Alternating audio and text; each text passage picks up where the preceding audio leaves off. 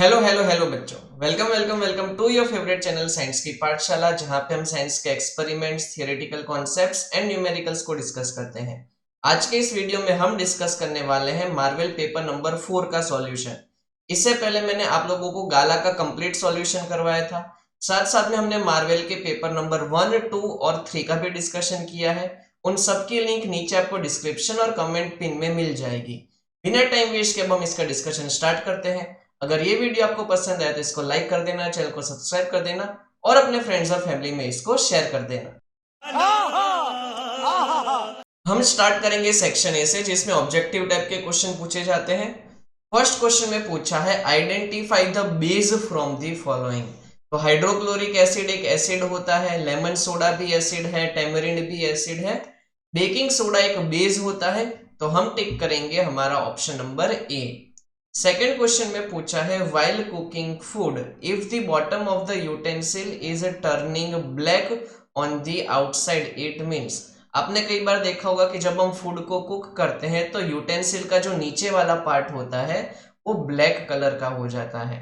ये एक्चुअल में होता है जब भी फ्यूल का इनकम्प्लीट कंबशन हो, जो हमें ऑप्शन सी में गिवन है, तो हम वो टिक कर देंगे।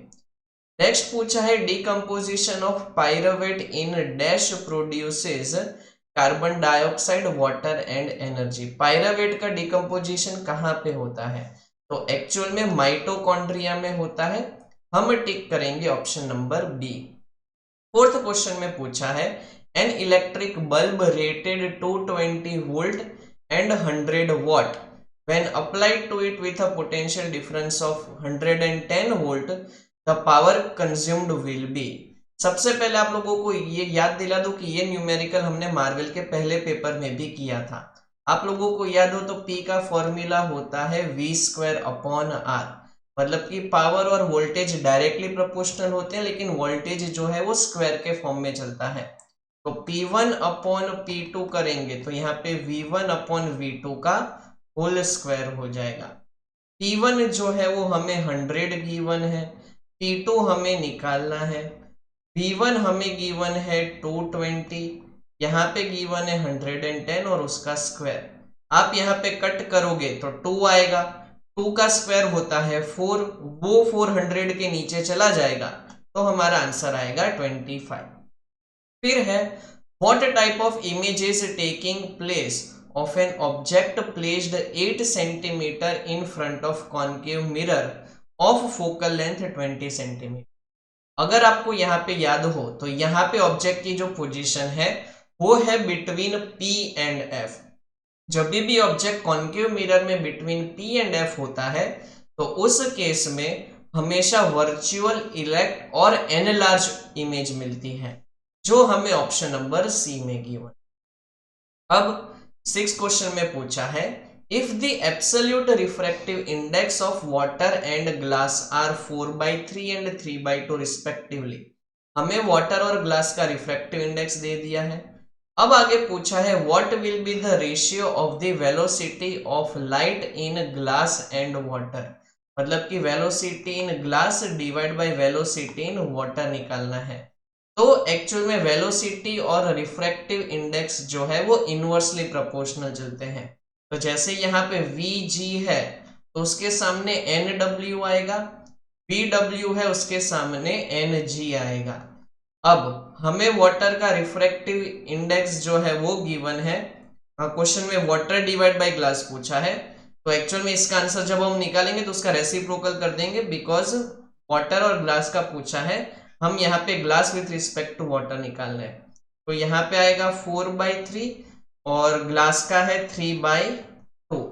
इसको सॉल्व करोगे तो 8/9 आएगा। हम 8/9 टिक नहीं करेंगे बिकॉज हमें Vg/Vw मिला है। क्वेश्चन में Vw/Vg है, दैट मीन्स हम इसका रेसिप्रोकल करेंगे तो आएगा 9/8। फिर पूछा है the main component of biogas and CNG is. उसके अंदर मीथेन होता है तो हम वो वाला पार्ट टिक कर देंगे। फिर है the magnetic field lines of a bar magnet are. तो बार मैग्नेट की वजह से क्लोज्ड लूप्स बनते हैं तो हम वो आंसर टिक करेंगे।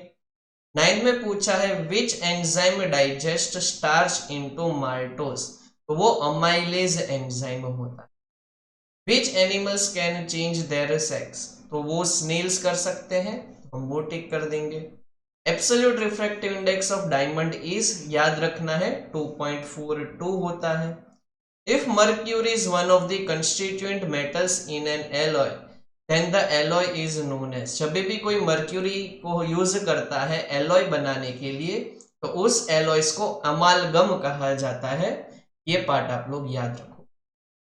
13 नंबर में पूछा है iron is never used in its pure state, क्यों? क्योंकि कोरोजन हो सकता है, तो ये हमारा ट्रू स्टेटमेंट। नेक्स्ट पूछा है fertilisation in the human body takes place in the vagina when the fetus develops in the womb, ये हमारा false statement है। नेक्स्ट पूछा है light from the sun near the horizon travels a short distance through the dense layer in the atmosphere and enters our eye, जब भी horizon से light आती है तो वो शॉर्ट डिस्टेंस नहीं लॉन्गेस्ट डिस्टेंस से ट्रैवल करती है, इसलिए हम फॉल्स कर देंगे। Dissociation of H plus ions from HCl molecules do not occur in the absence of water, यानी कि जब वाटर नहीं होगा HCl मॉलिक्यूल के साथ तो H प्लस आयंस रिलीज नहीं होंगे, ये ट्रू है, बिकॉज वाटर की वजह से ही वहां पे H प्लस आयन का फॉर्मेशन होता। अब पूछा है कि which disease is caused by iodine deficiency, तो गोइटर इसका आंसर आता है। अब पूछा है which chromosomes are required from parents to become a girl, तो यहाँ पे फादर की तरफ से भी एक्स क्रोमोसोम चाहिए, मदर की तरफ से भी एक्स क्रोमोसोम चाहिए, तब वहां पे गर्ल जो है का उसका बॉर्न होता है। फिर 19 में हमें मैच द फॉलोइंग टाइप पूछा है स्प्लिटिंग ऑफ लाइट, उसको हम कहते हैं एक्चुअल में रेनबो का फॉर्मेशन, तो इसका आंसर आएगा रेनबो। एटमॉस्फेरिक रिफ्रैक्शन की वजह से ट्विंकलिंग ऑफ स्टार्स होता है, इसको री रेडिएशन कहा जाना चाहिए लाइट का, that is called Tyndall effect. अब 20 नंबर में हमें रेजिस्टेंस और रेजिस्टिविटी का डिफरेंस दिया हुआ है, हमें इसमें से कौन सा रॉन्ग पार्ट है वो आइडेंटिफाई करना है। तो यहाँ पे आप देख सकते हो कि रेजिस्टेंस का यूनिट ओम मीटर दिया है, ये रॉन्ग है, एक्चुअल में ओम आना चाहिए। रेजिस्टिविटी का यूनिट ओम मीटर ही होता है। ये वाला जो ए वाला स्टेटमेंट है ये वाला भी राइट है। It depends upon the current passing through the conductor, तो रेजिस्टिविटी क्या करंट के ऊपर डिपेंड करती है, तो ये भी रॉन्ग है।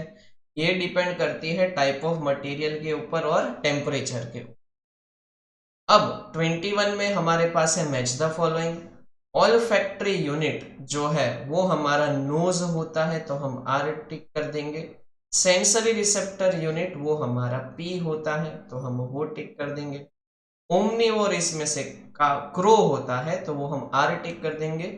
मैन्युफैक्चरर यानी कि प्रोड्यूसर वो ग्रास होता है, तो हम वो टिक कर देंगे। सेक्शन ए हमारा यहाँ पे फिनिश होता है। नेक्स्ट है सेक्शन बी, जिसमें हमें एनी 9 अटेम्प्ट करने हैं।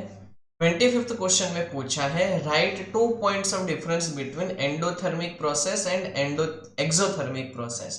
तो एंडोथर्मिक रिएक्शन के अंदर हीट एब्जॉर्ब होती है, एक्सो का मतलब एग्जिट होता है, मतलब कि हीट यहां से रिलीज होगी।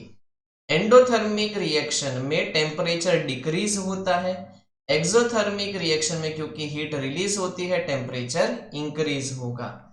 एंडोथर्मिक रिएक्शन के टाइम पे सराउंडिंग का टेम्परेचर हाई होता है, एक्सोथर्मिक रिएक्शन के टाइम पे सराउंडिंग का टेम्परेचर लो होता है।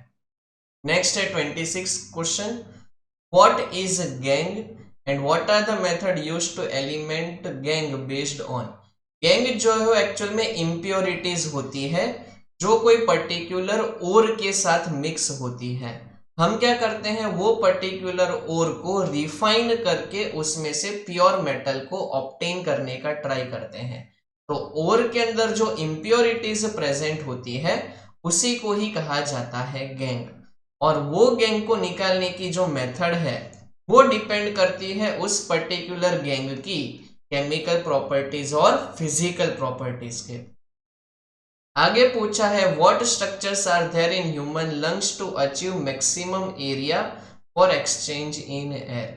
तो हम जब ब्रीथ इन करते हैं तो हमारे लंग्स के अंदर जो स्ट्रक्चर होता है उसको कहा जाता है एल्वियोलाई। ये स्मॉल होता है, राउंड होता है, या तो बलून शेप जैसा हो सकता है। यहाँ पे उसका जो स्ट्रक्चर है वो इंक्रीज होता है सरफेस एरिया में, मतलब कि उसका सरफेस एरिया ज्यादा है।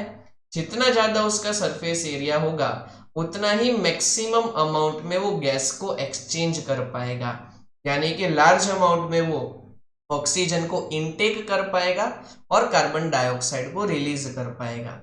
ये जो एल्वियोलाई सैक होता है उसका डायमीटर 0.2 से 0.5 mm के बीच में होता है और ये जो है वो लंग्स के एंड पे सिचुएटेड होता है। आगे पूछा है पॉलिनेशन और फर्टिलाइजेशन का क्या मतलब होता है। तो पॉलिनेशन के अंदर पॉलन से ट्रांसफर होते हैं एक फ्लावर से दूसरे फ्लावर के बीच में, जबकि फर्टिलाइजेशन के अंदर जो है वो प्रोसेस होती है आफ्टर पॉलिनेशन, मतलब कि पॉलिनेशन पहले होता है, फर्टिलाइजेशन जो है वो पॉलिनेशन के बाद में होगा। आगे पूछा है name the main parts of plant reproductive organs, define there two types.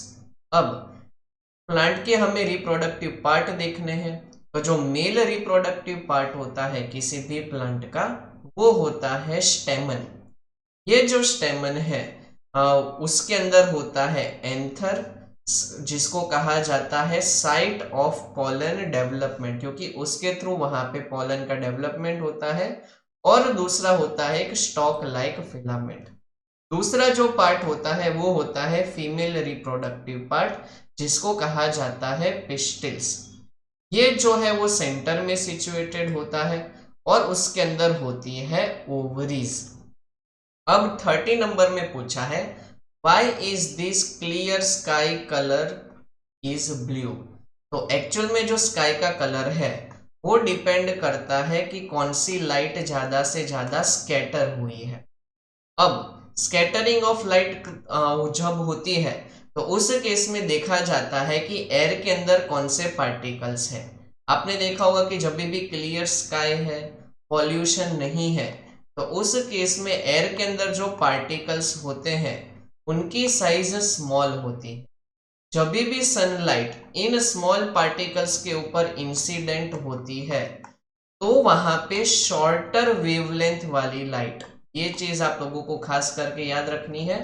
जब पार्टिकल्स की साइज एनवायरमेंट में स्मॉल है तो उस केस में शॉर्टर वेवलेंथ की लाइट स्कैटर होती है, और शॉर्टर वेवलेंथ की लाइट का मतलब क्या हुआ, ब्लू लाइट।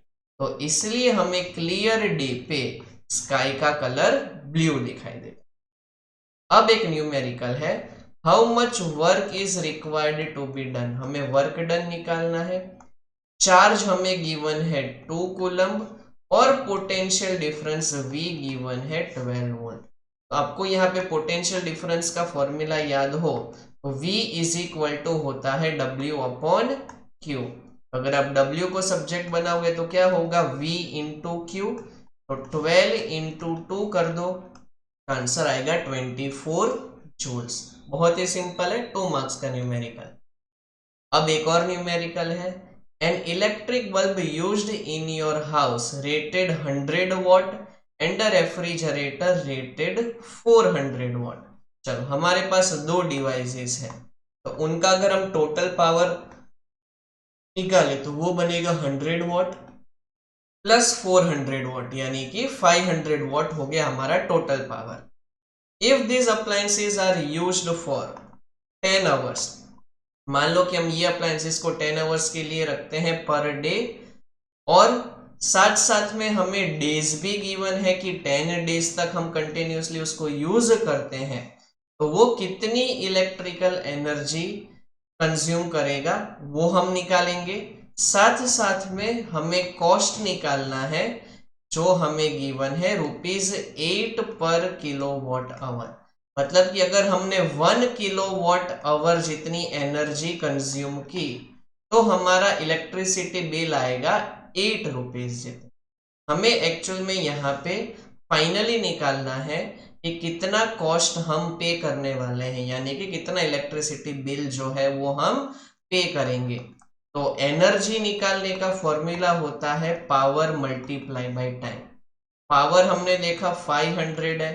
अब हम टाइम देखेंगे तो 10 आवर्स है और साथ में 10 डेज भी है, तो इन सबको मल्टीप्लाई करोगे तो ये वाला आंसर आए। हम यहाँ पे देख रहे हैं कि एनर्जी को किलोवाट आवर में निकालना है, तो किलोवाट आवर में कन्वर्ट करने के लिए हम यहाँ पे इसको डिवाइड करेंगे 1000 से, तो 3 जीरोस हमारे कैंसल हो जाएंगे, तो एनर्जी हमें मिलेगी 50 किलोवाट आवर। अब हमें पता है कि 1 किलोवाट आवर का प्राइस अगर ₹8 है तो 50 किलोवाट आवर का कितना होगा, हम क्रॉस मल्टीप्लाई करेंगे तो 50 इंटू 8, यानी कि हमें बाद में 400 रुपीज पे करने पड़ेंगे।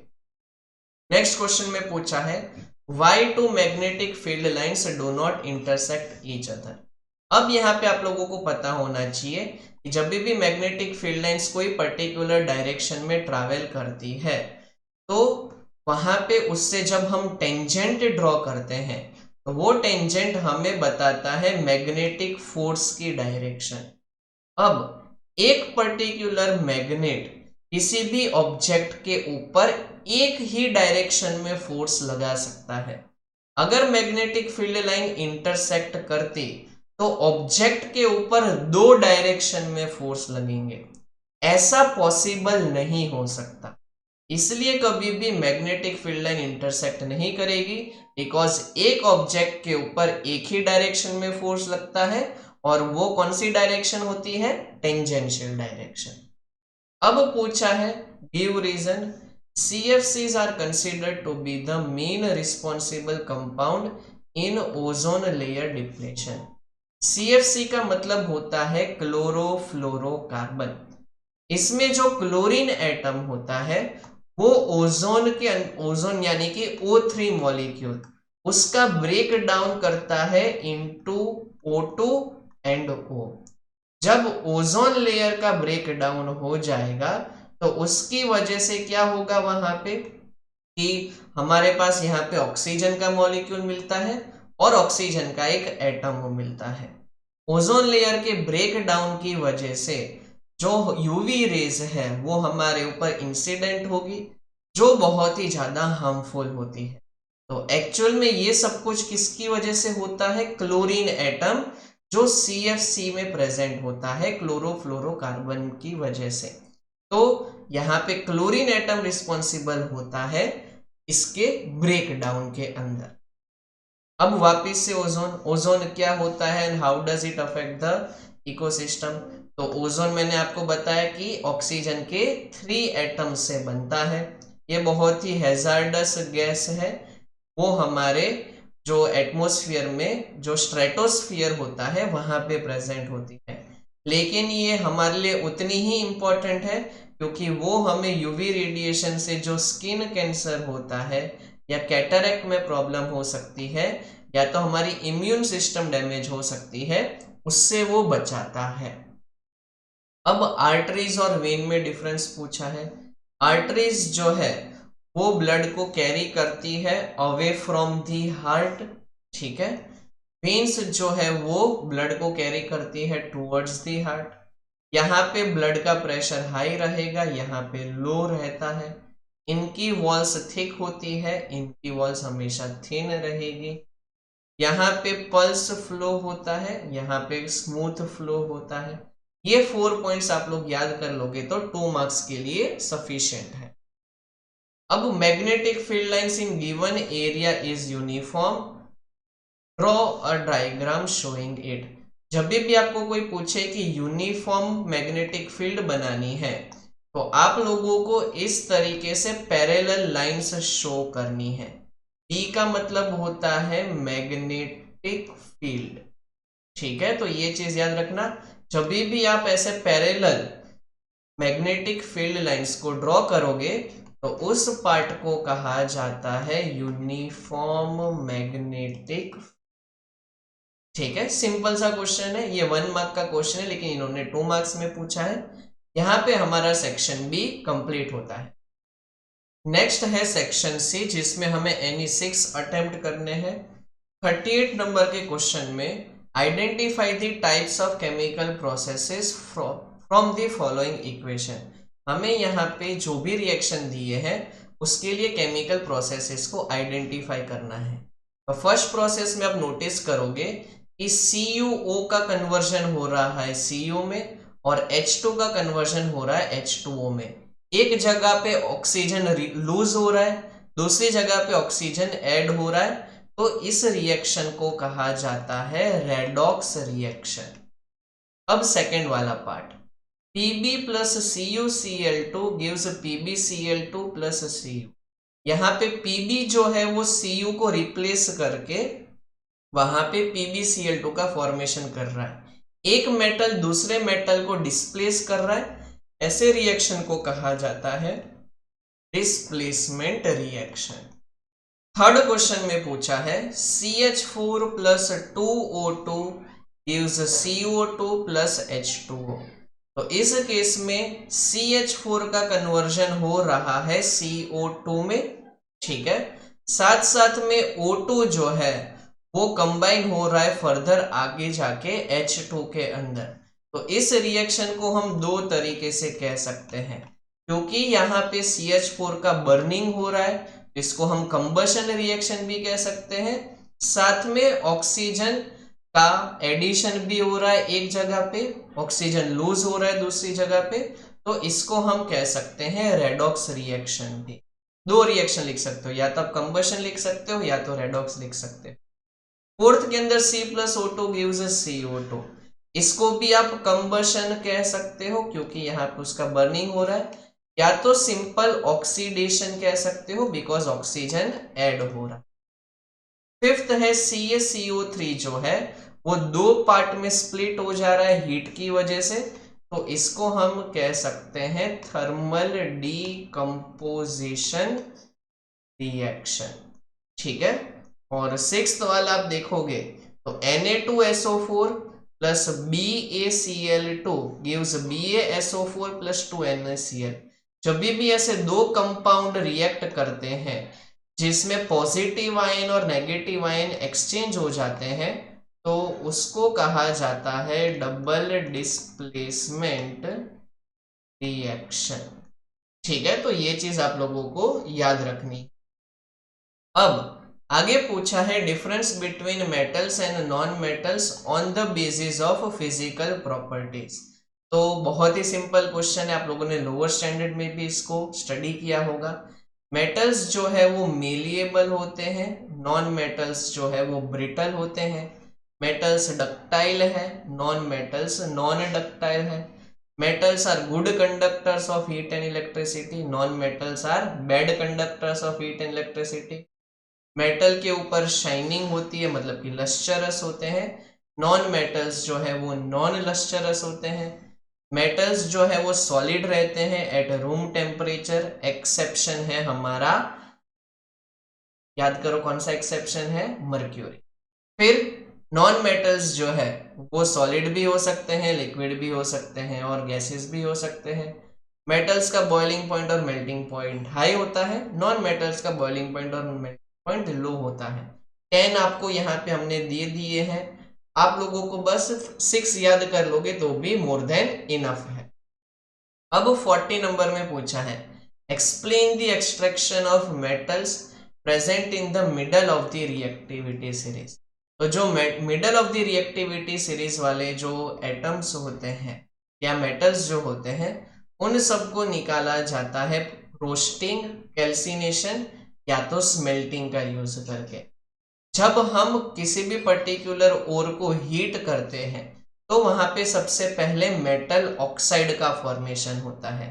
उस मेटल ऑक्साइड में से मेटल को ऑब्टेन करने के लिए हम उस मेटल ऑक्साइड को बर्न करते हैं, उसका रिडक्शन करते हैं इन प्रेजेंस ऑफ कोक। मान लो हमारा जो ओर है वो मेटल कार्बोनेट है, तो उस केस में उसका किया जाता है कैल्सिनेशन। कैल्सिनेशन का मतलब होता है उसको हम स्ट्रांगली हीट करते हैं in limited supply of air, तो वो मेटल कार्बोनेट बन जाता है मेटल ऑक्साइड में, और वो मेटल ऑक्साइड को बाद में हम कोक के प्रेजेंस में हीट करेंगे। मान लो हमारा कोई कंपाउंड मेटल का सल्फाइड है, तो उसको हम हीट करते हैं in excess amount of air, उस चीज को हम कहते हैं रोस्टिंग। रोस्टिंग करने के बाद हमें वापिस से मेटल ऑक्साइड मिलता है, उस मेटल ऑक्साइड को हम वापिस से रिड्यूस करेंगे इन प्रेजेंस ऑफ कोक। आगे पूछा है एक्सप्लेन अबाउट प्लांट हॉर्मोन्स।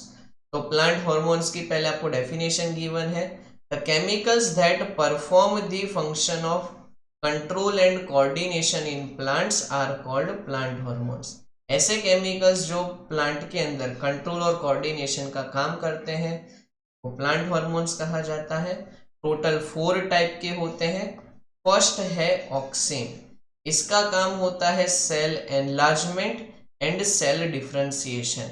और नेक्स्ट होता है जिब्रेलिन्स, इसका काम होता है to break the dormancy in seeds and birds.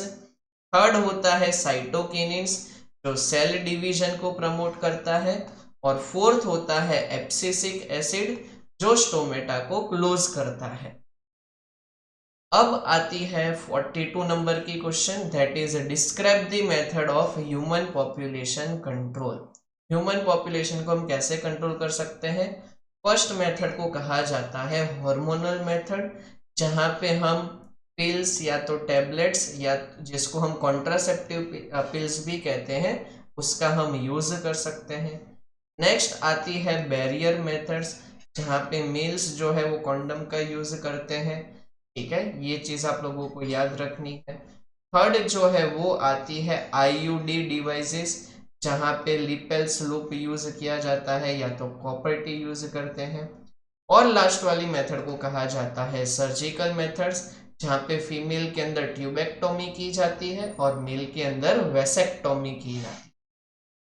आगे पूछा है कि प्यूबर्टी जो बॉय में और गर्ल में होती है उसके 3 पॉइंट्स ऑफ डिफरेंसेस लिखने हैं। आप लोगों को यहाँ पे देख सकते हो कि 7 पॉइंट्स में डिफरेंस दे दिया है। बॉयज के अंदर देखोगे तो टेस्टिस और स्क्रोटम ग्रो करता है, गर्ल्स के अंदर देखोगे तो ब्रेस्ट ग्रो करती है। दोनों के अंदर पब्लिक हेयर का डेवलपमेंट होता है। बॉयज जो है उनकी हाइट बढ़ने लगती है। गर्ल्स की बॉडी के अंदर देखोगे तो हाइट के साथ साथ उनके बॉडी में कर्व्स भी दिखने लगते हैं, उनके जो हिप्स है वो वाइड होने लगते हैं। बॉयज के अंदर देखोगे तो पीनस ग्रो करने लगती है, गर्ल्स के अंदर देखोगे तो मेंस्ट्रुएशन स्टार्ट होने लगता है। बहुत सारे यहाँ पे डिफरेंसेस देखने को मिलते हैं। आप अपने अकॉर्डिंग कोई भी 3 पॉइंट्स जो है वो याद रख सकते हैं। 44 नंबर के क्वेश्चन में पूछा है to obtain an image of an object placed in front of a concave mirror after it is reflected from its apex and falls on the surface of the mirror, its trajectory is shown in the figure. मतलब कि आप यहाँ पे देख सकते हो कि अगर कोई पर्टिकुलर इंसिडेंट रे ट्रैवल करती है parallel to the principal axis तो वो फोकस से पास होती है। ठीक है, ये आपको इतना बता दिया है। Which other 2 types of ray paths can be used to determine the location of objects reflection? Explain its diagram, draw its diagram and explain it. Okay, हमें इसके अलावा 2 रे डायग्राम बनाने हैं। तो फर्स्ट रे डायग्राम हम ऐसा बना सकते हैं रिफ्लेक्शन के लिए कि यहाँ पे प्रिंसिपल एक्सिस सबसे पहले ड्रॉ कर दी, ये है फोकस, ये है हमारा सेंटर ऑफ कर्वेचर। एक हम इस तरीके से भी बना सकते हैं जहां पे हमारी इंसिडेंट रे अगर फोकस से जाएगी तो वो बन जाएगी parallel to the principal. Second ray diagram हम ऐसे बना सकते हैं, हमने ऐसे यहाँ पे प्रिंसिपल एक्सिस को ड्रॉ किया, फोकस है और सेंटर ऑफ कर्व। आपने नोटिस किया हो तो एंगल ऑफ इंसिडेंस और एंगल ऑफ रिफ्लेक्शन सेम होते हैं। तो अगर कोई इंसिडेंट रे पोल के ऊपर इंसिडेंट होती है तो उस केस में यहाँ पे एंगल आई जिसको एंगल ऑफ इंसिडेंस कहते हैं और एंगल आर जिसको एंगल ऑफ रिफ्लेक्शन कहते हैं वो सेम रहते हैं और इस तरीके से रे ट्रैवल करती है। तो इसके अलावा जो हमें क्वेश्चन में गिवन है उसके अलावा हम ये 2 मेथड का यूज करके रे डायग्राम बना सकते हैं। 45th नंबर का क्वेश्चन एक्चुअल में 2 मार्कर है लेकिन इन्होंने 3 मार्कर में पूछा है।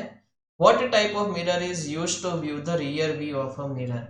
हमारे व्हीकल के पीछे कौन से व्हीकल्स आ रहे हैं उसको देखने के लिए हम कौन से मिरर को यूज करते हैं, तो कॉन्वेक्स मिरर को यूज किया जाता है, बिकॉज उससे जो हमें इमेज मिलती है इरेक्ट होती है, वर्चुअल होती है, full size dimension diminished image होती है और हमें वाइडर फील्ड ऑफ व्यू मिलता है।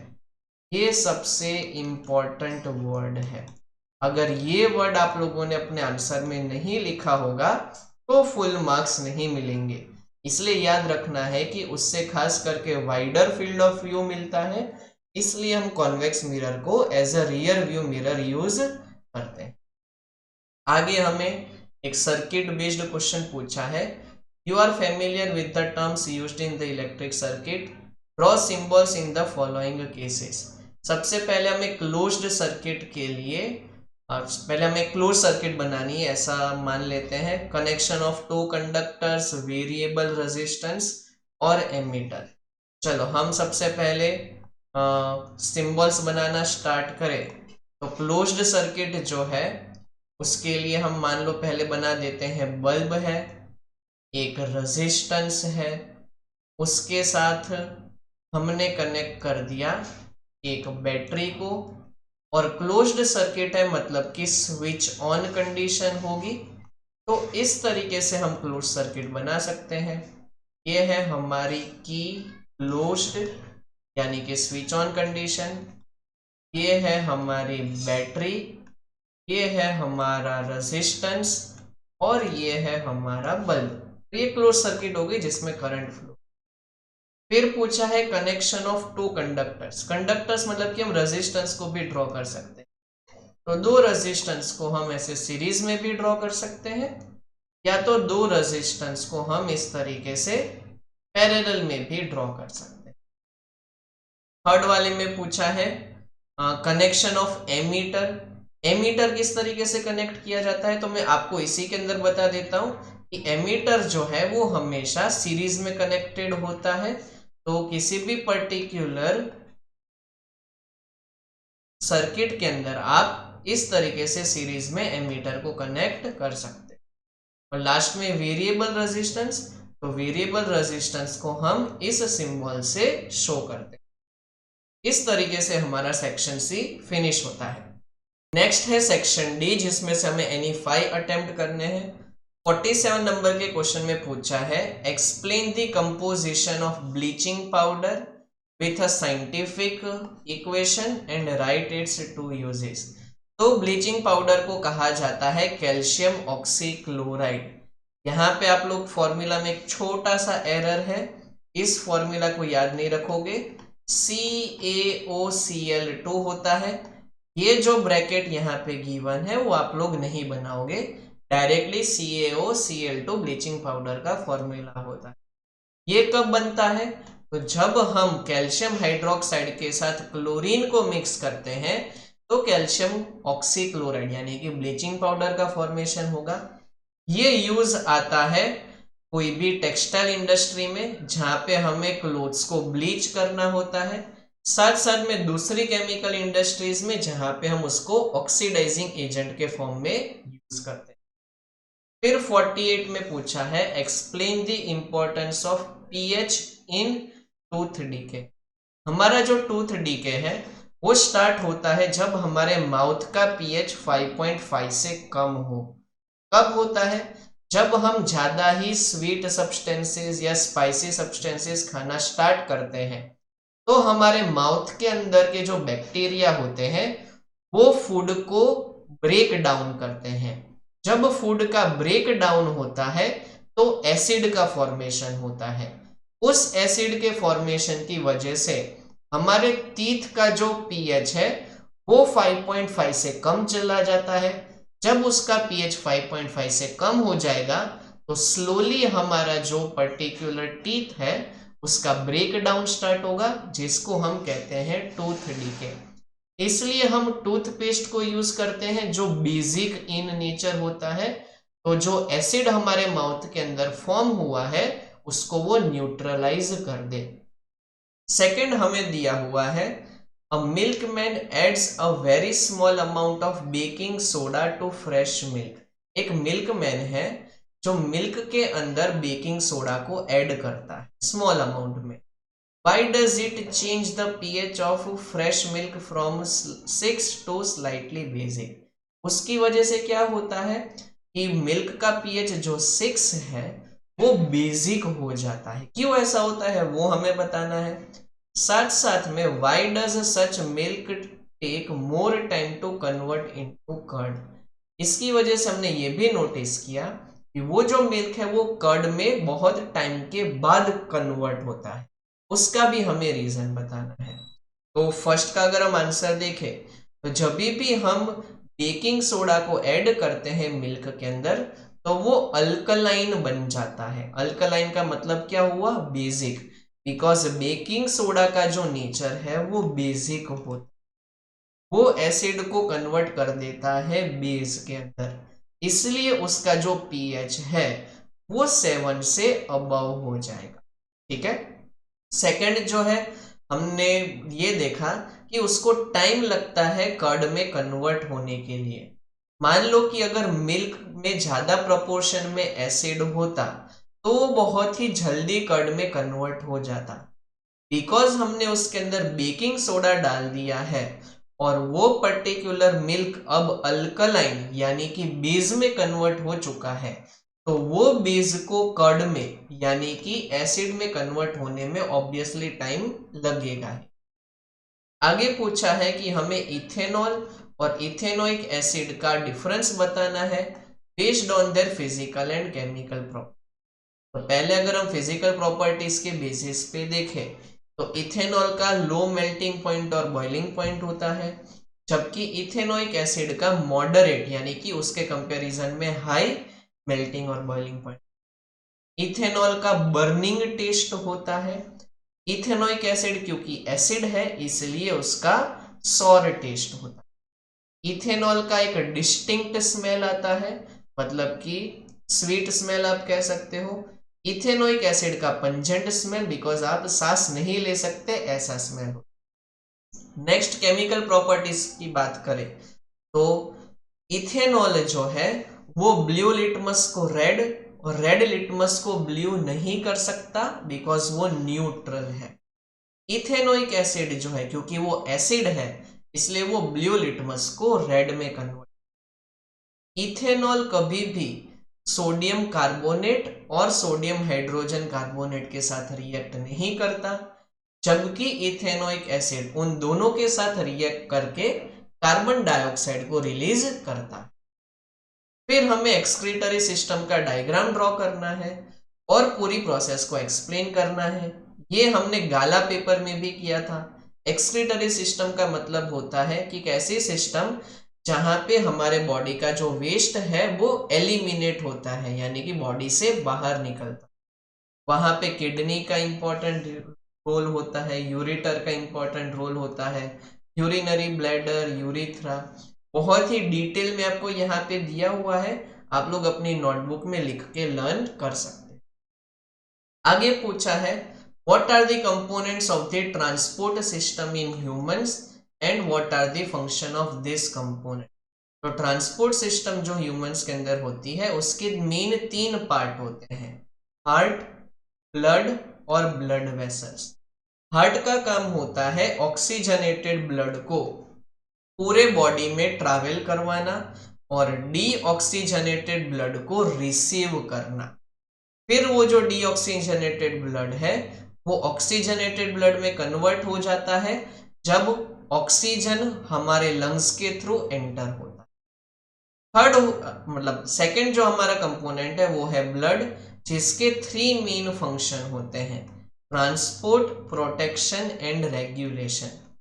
ब्लड जो है वो ट्रांसपोर्ट करता है डिफरेंट गैसेस को जैसे कि ऑक्सीजन और कार्बन डाइऑक्साइड इसके बीच में, तो लंग्स और दूसरे बॉडी पार्ट्स के बीच में nutrients from the digestive tract and storage site to the rest of the body, साथ साथ में न्यूट्रिएंट्स को भी वो कैरी करके चलता है। ब्लड वेसल का काम होता है ब्लड को ट्रांसपोर्ट करना पूरे बॉडी के अंदर।